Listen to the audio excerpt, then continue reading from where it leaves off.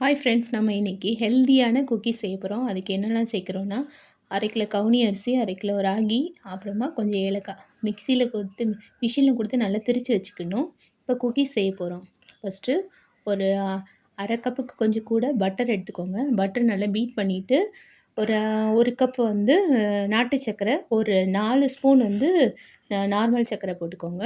போட்டு ஒரே ஒரு முட்டை உடச்சி ஊற்றிக்கோங்க. நல்லா பீட் பண்ணிக்கோங்க. எல்லாம் மிங்கிள் ஆகிறபடி நல்லா பீட் பண்ணிவிட்டு, அதில் நம்ம அரைச்சி வச்சுருக்கோம்ல அந்த மாவில் வந்து 4 கப் எடுக்க போகிறோம். 1 கப்பு சுகருக்கு 4 கப் மாவு. அதில் வந்து 3 கப்பு மாவு வந்து அந்த கவுனியும் ராகியும் அரைச்சி வச்சுருக்கோம் பார்த்தீங்களா, அதை போடுறேன்.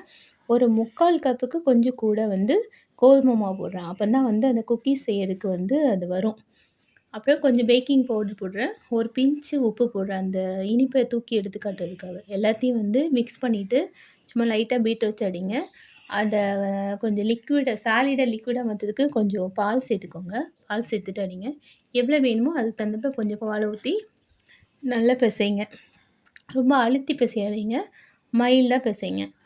பிசைஞ்சிட்டு உங்களுக்கு என்ன ஷேப்பில் வேணுமோ அந்த ஷேப்பில் வந்து வைங்க. நான் வந்து ரவுண்ட் ஷேப்பில் வச்சுருக்கேன். குக்கி கட்டர் இருந்ததுன்னா அதுக்கு தகுந்தாப்புல ஷேப்பை நம்ம வந்து வச்சுக்கலாம். சரி, மேலே வந்து லைட்டாக வந்து பட்டரு அப்ளை பண்ணிவிட்டு